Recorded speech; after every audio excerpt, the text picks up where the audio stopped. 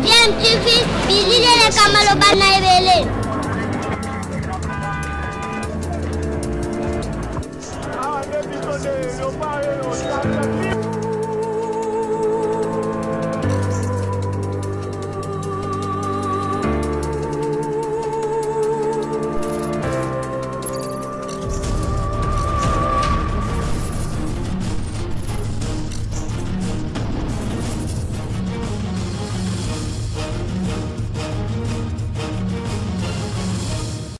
Tu veux toujours un enfant.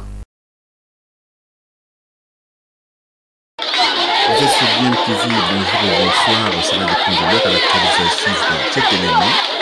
Aujourd'hui, sur Bien TV, nous allons revenir un peu sur ce début de semaine qui a été remonté au niveau des écoles parce que les enseignants sont toujours grève et les enfants n'étudient pas malgré la gratuité comme promis par le gouvernement, par le nouveau régime, disons, un nouveau régime qui est venu avec la gratuité et tout, et qui ressemble de plus en plus à de la poudre aux yeux qu'on a jetée à la population comme ça pour faire croire que ça n'existait pas avant, maintenant il y a la gratuité et tout. Et évidemment, les professeurs ne sont pas payés, donc ils manifestent, ils tiennent bon, ils refusent de donner cours et les enfants. Depuis le 4 octobre, date fixée pour la rentrée scolaire, les enfants n'étudient pas. Et les parents on avait marre, ils avaient manifesté le lundi dernier, 18 octobre, et donc les parents d'élèves des écoles publiques de Kinshasa avaient marché ce lundi-là pour réclamer la reprise des cours et disent être fatigués d'envoyer leurs enfants à l'école sans qu'ils n'étudient. Ils étaient partis exprimer leur colère et leur mécontentement devant le ministère de l'enseignement primaire, secondaire, technique dans la commune de Agombe. 3 semaines après la rentrée scolaire, aucun professeur ne veut entrer dans la salle de classe pour donner cours. Ses parents demandent au gouvernement de les laisser prendre en charge les enseignants comme avant. Pour que les enfants étudient normalement, car, indique-t-il, la gratuité ne réussit pas. Évidemment, la gratuité ne réussit pas, c'est juste de la poudre aux yeux pour faire croire que maintenant l'école est gratuite. Mais voilà, l'école est gratuite, mais le piège est qu'on met l'école gratuite et en même temps, on ne paye pas les professeurs et voilà, c'est le blocage. Le problème, c'est sortir l'argent du peuple, l'argent du trésor public, sortir l'argent pour payer les enseignants, ne fût-ce que les minimums vital, les SMIC, hein, qu'on peut fixer. Et donc, voilà. Comment est-il possible qu'il y a des frais scolaires qui dépassent vraiment largement les salaires des professeurs? Et ces professeurs-là ont aussi des enfants. Donc, vous voyez, c'est ça les problèmes. Les professeurs ne sont pas en train de pénaliser les enfants des autres. Ils pénalisent en faisant la grève. En même temps, leurs propres enfants aussi n'étudient pas. Parce que tous les professeurs sont solidaires. Alors, ces paroles demandent au gouvernement de les laisser prendre en charge. Voilà les slogans. Laissez-nous prendre en charge les enseignants comme avant. Nous allons cotiser, nous allons faire comme on faisait avant. Je vous laisse un peu suivre les films un peu de ce qui s'était passé cette journée-là du lundi 18 octobre. Et nous allons nous retrouver juste après pour conclure cet élément. C'est vraiment triste. La gratuité, c'était de la poudre aux yeux et maintenant c'est confirmé.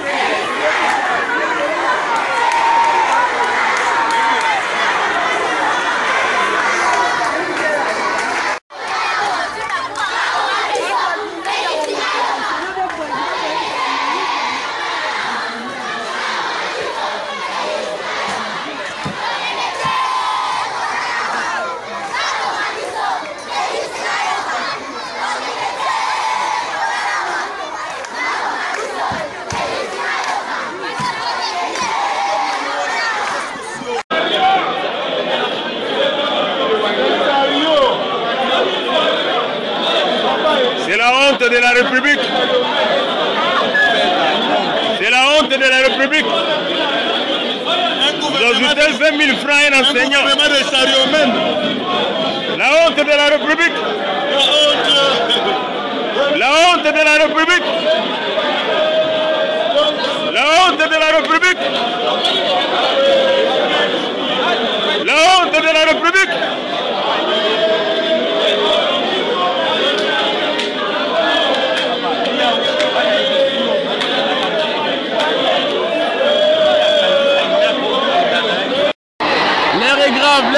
L'air est grave ici au lycée Bossangani. Oui, ma soeur Aboïna. On y est, hein? Ma gratuité à Bouzoba. Vous allez commencer votre gratuité. Regardez maintenant. Regardez. Les filles ne sont pas là. Bokoyeba. Chers camarades, nous sommes menacés ici au lycée Bossangani. Ils sont venus nous menacer. Ils sont là. Les autorités sont là pour nous menacer. Et ils ont menacé les élèves. Regardez vous-même.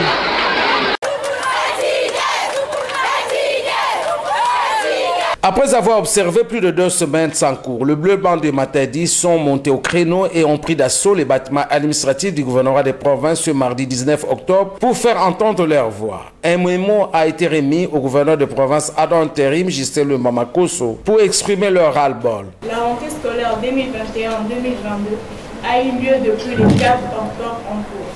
Nous constatons l'absence des enseignants, chose qui nous met mal à l'aise.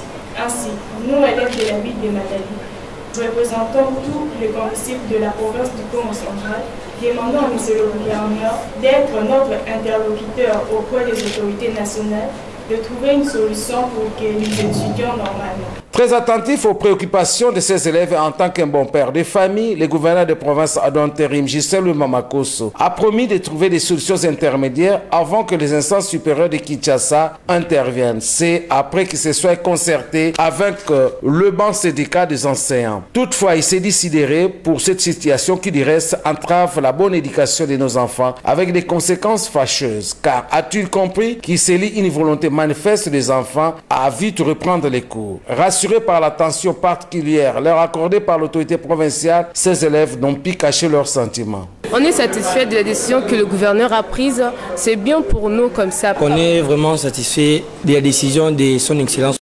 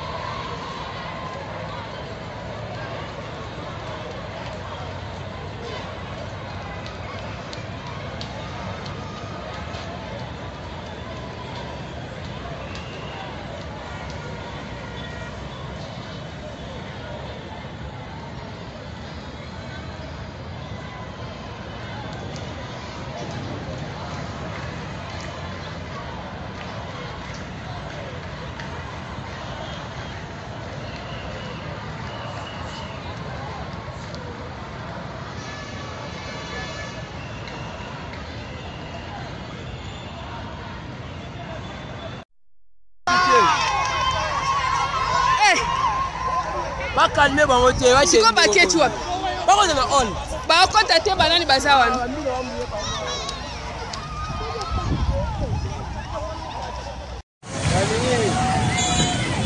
Manche. Oh, pela ma vidéo au soir.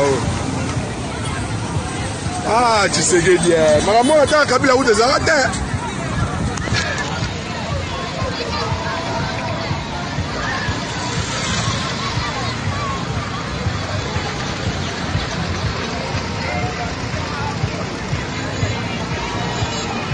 Pouvoir en haut, on loue en haut là.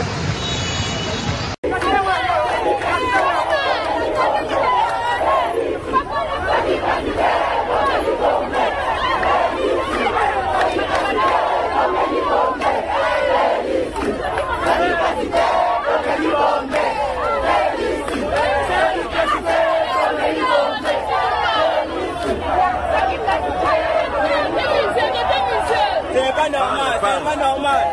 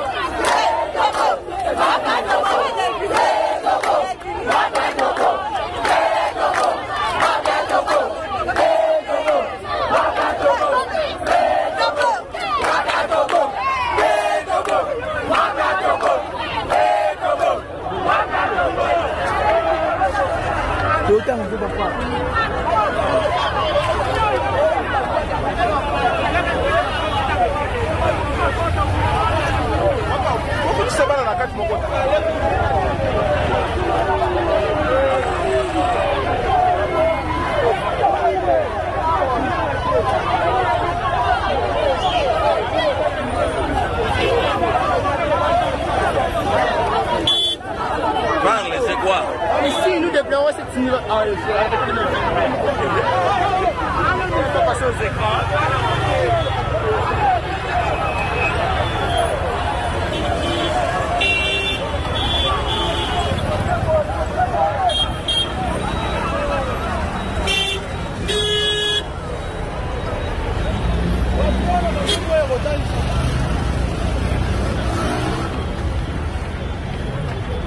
Kata yangu.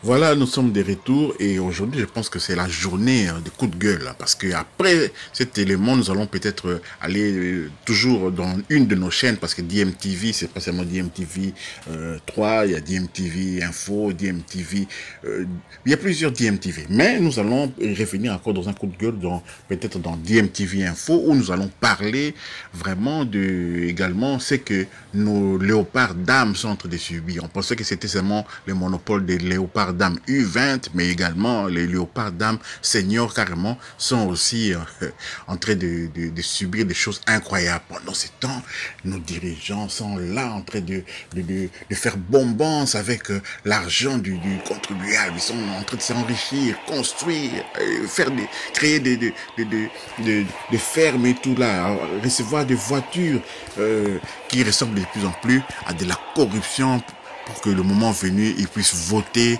ce que le pouvoir veut vraiment à son intérêt, quoi. Ils sont là au Parlement, ils reçoivent des cadeaux et tout, et puis ils vont laisser passer cette taxe-là de RAM. Ils vont laisser passer ça, cette taxe-là, qui fait entrer de l'argent d'ailleurs dans les caisses. Quelles caisses, cette taxe-là. Mais malgré tout, il n'y a pas d'argent pour payer les enseignants. Il n'y a pas d'argent. Vous avez vu ces enfants-là marcher dans les rues. Vous avez vu les parents protester. Vous avez entendu qu'ils étaient même menacés au niveau du lycée Bosangani. Voilà où nous allons. Voilà où est la RDC aujourd'hui. La dictature est là, de retour. On n'est pas contre un parti, on n'est pas pro, hein, parce que là on va nous taxer des pro la Mouka ou bien. Mais non, c'est évident. Mais il y a même des électeurs de Fati, des électeurs de l'UDPS qui sont parmi ces élèves-là, les parents d'élèves. Il y a des électeurs également de l'UDPS. Il ne faut pas croire seulement que tous ces paroles-là sont des électeurs de la Mouka ou bien de Fayou. Non, il y a des électeurs aussi de Fati qui avaient voté pour lui, qui sont là et qui avait cru à la gratuité. Voilà où nous mène la gratuité aujourd'hui. Et évidemment, nous allons encore avoir, ça va créer encore toute une génération comme ça d'illettrés, toute une génération des élèves qui ne sont pas formés. Déjà qu'on n'a pas des emplois dans ces pays. Le métier qui rapporte le plus, c'est d'être député, être musicien. Tout le monde veut être musicien, tout le monde veut être comédien. C'est ce que nous voyons maintenant. Il y a de plus en plus de comédiens, de plus en plus de groupes de théâtre sur les nets et tout. Tout le monde sait que c'est là-bas que ça va rapporter. Tout le monde veut être journaliste. Et vous voyez, par exemple, lorsque tout le monde demande des accréditations. Rien qu'avec des accréditations, les journalistes peuvent remplir tout un stade.